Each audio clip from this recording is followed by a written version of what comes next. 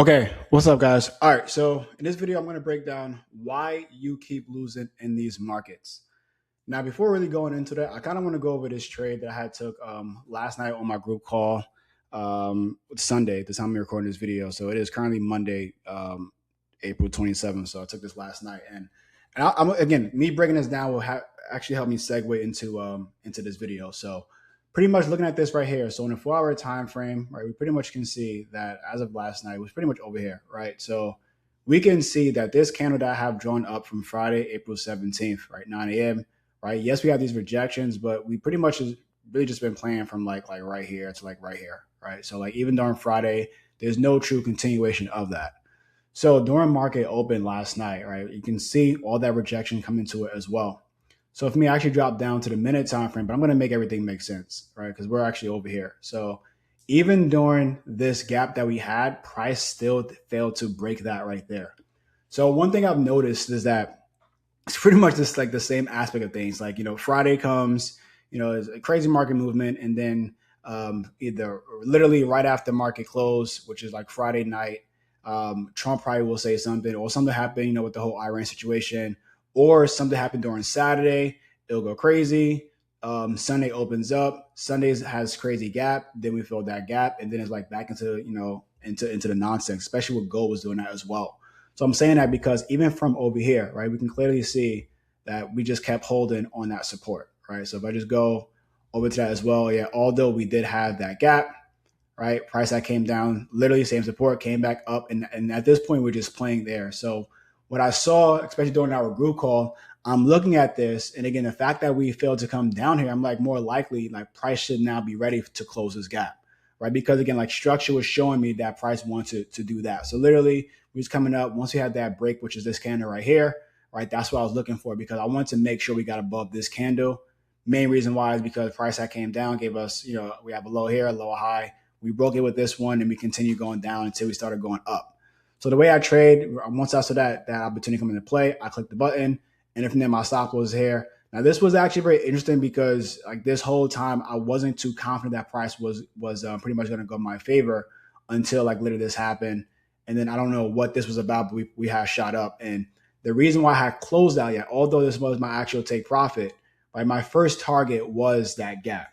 So if we go to it, we can see that gap was here. So price literally came that close to it, and then once we started giving those rejections, I actually decided to close the trade. Where we at? I decided to close the trade, which is literally this candle right here. So when I didn't close it, my stop loss and profit was it, but mainly because although I saw price coming down, I'm like, it's Sunday night. This is not even like my normal trading times. I was more so taking advantage of market movement, and then from there, like I'm kind of like set with that.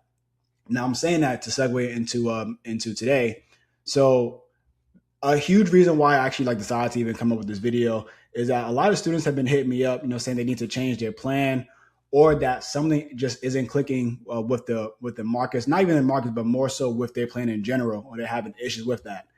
And truthfully, it's not that they're having issues with their trading plan. It's that they're not adapting to the shift in the markets that we're currently getting. And this is something because like if you're struggling with the current market movement, like you don't have a trading plan issue. It's more so about the actual market itself. So if we go back to a 4-hour time frame and see what's going on again, and even with US 30, so US 30, Dow Jones, YM, that's the same thing. NASDAQ and Q, right? Those things are the same thing as well. US 100, similar too. So I want to first start by reminding everyone that what we're trading right now is the actual stock market. But besides that, there's so much volatility going on that we are 100% spoiled with the markets. And I'm saying that because, like, again, like you can literally, like any time of the day, you can catch like 80 pips, 100 pips, whether you're trading gold, NASDAQ, the Dow, so the most things that majority of traders are actually like focusing on. So because of that, right, that gives us the idea that we need to always look for a position, or if we miss something, it's like, it's okay because I'm going to catch the very next one, the very next minute. And that's not always the case. And I'm saying that because, again, I'm on a 4-hour time frame. If we look at this right here, right, we're going to go straight from Friday, April 17th, all the way to today's date, which is May 27th. I'm sorry, April 27th. These 10 days moving right here, if you look at price, this is trash.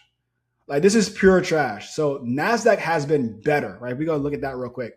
Nasdaq has been better, it's been more clean, but breaking down US 30, it's really been trash. We've really just been in the whole consolidation state of market.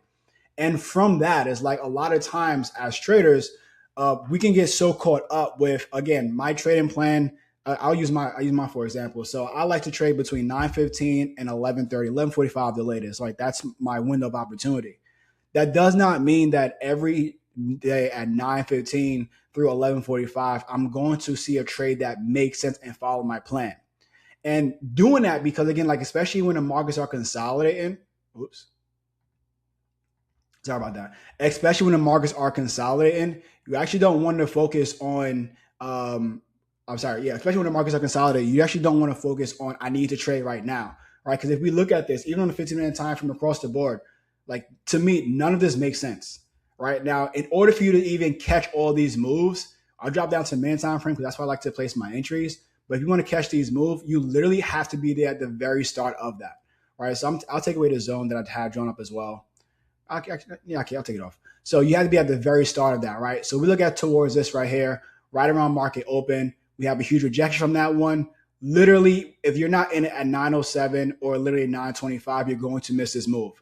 But even in real time, it did not make any sense because again, the way I trade, it was just it wasn't clean. And I'm saying that because like you have to remind yourself that being a profitable trader is it doesn't just count for I need to be profitable for today, for the week, for the month, right? You want to be profitable years to come. So if you're going to allow one day to mess up your entire year, that's not going to help you to become beneficial for the long run. So again, like if the market is nasty, I'm gonna sit on my hands because again, it's like I understand that yes, my plan will help me out in the long run. However, it's like I don't need to place a trade just because the markets are open. Then that's the difference between being a gambler and being a trader. Being a gambler is someone who's like the markets are moving, I got to jump in a position, and that's not it, right? You want to be someone who's like I'm here because my trading plan tells me to click buy or sell. And again, from that aspect, again, how I'm talking, the way I trade, even with this, right? We hit my overall not take profit. I'm sorry, we hit this resistance. We came to it, and we can see even from here, we're doing a lot of rejection from this and showing us as price wants to drop. Again, how I trade, right? This right here, I missed out on that one because I didn't think it was clean. Even if I was to take the close of this candle right here, if we actually go towards that, right? That close of this candle from here to the right stop loss is up here. I have to risk 80 something pips. Even I want to be like, you know what? Let me just keep it more stagnant. This is 70 pips. Now, the way I trade, it doesn't make sense for me to place that. So it's like, let me just sit on my hands. Price came down here. Now, again, and obviously 2020 hindsight is everything. But looking at this candle came out of nowhere. I'm like, all right, more likely we probably go for a retest and then drop. This candle just shot up. So even if I was to take this candle right here, right? Again, it doesn't make sense because for me, my stop loss more likely have to be in this range. And again, I'm risking like 70 pips just for that to do that. I don't think it makes sense. This candle here as well does make sense. I like this rejection. Price came over here. Again, we just hit that zone. To me, that doesn't make any sense. So again, I didn't place anything after that, and I was good with my trade from last night. I was like, sometimes that happens. So as traders, we got to get caught up with the bigger picture and accept that you need to place a trade because your plan says it to place so, not place a trade because the markets are open and it's within your window to place a position. Because if you accept that aspect of things, it makes it easier for you to understand where it's like, I'm placing trades because this is a clean setup that follows my plan, rather than I'm placing trades because it's choppy and I gotta catch something because I'm already up and alert. And again, this is my trading. I mean, this is my trading window. So accepting that not every day is going to be an opportunity that fits your plan is very vital. Now, notice I said your plan because again, this is an opportunity, right? We're spoiled. Like again, we go from like literally this wick to that high of it. That alone is 213 pips. And that's from 930 all the way to 933. Or even from right here to there. Well, let's do the drop. We did a drop from right here to that one. That's 215 pips. And that's from 940 to literally 948. So again, we're spoiled with all this movement. But again, it doesn't mean that just because we have these opportunities to enter the market, that these opportunities fit our criteria to take our A plus setups, which again will give us a high probability of catching these moves. And then another thing to that as well is that like when you're in these type of consolidation markets and these choppy markets, this is where swing trading prevails. Now, again, I'm not a swing trader, and I know I'm not a swing trader. So if a swing trader sees this, like, yeah, great, because again, the higher time frame shows me that I just have to wait, and then let's say you're going for a buy, I just have to be patient. If eventually go in my favor, sell, and so forth. But that's that style of trading. For me, that's not my style of trading. So if I'm not a swing trader, I'm not going to say to myself, man, the markets are choppy, I need to now start swinging. No, right? Because swing trading is a whole different ball game, and that requires you to be more patient for the long run. Because again, now your habits and your plan is set on you catching positions from like an intraday point of view, or even like a scalping point of view. So if you have to expand that can just change everything, because it's going to 100% change your trading style. So you got to remember that too. Where it's like swing traders, they when it's ever a chop market in a lower time frame, they just go to the higher time frame, and then they let their plays play out for the long run. But yeah, overall, I don't want this video to be too long. But it's like we got to remind ourselves that just because the markets are open and we have the ability to click buy or sell, it doesn't mean that we should be clicking buy or sell. Like we have to focus on being patient and then waiting until we have like clear breakouts or break-in retests for us to actually take these movements.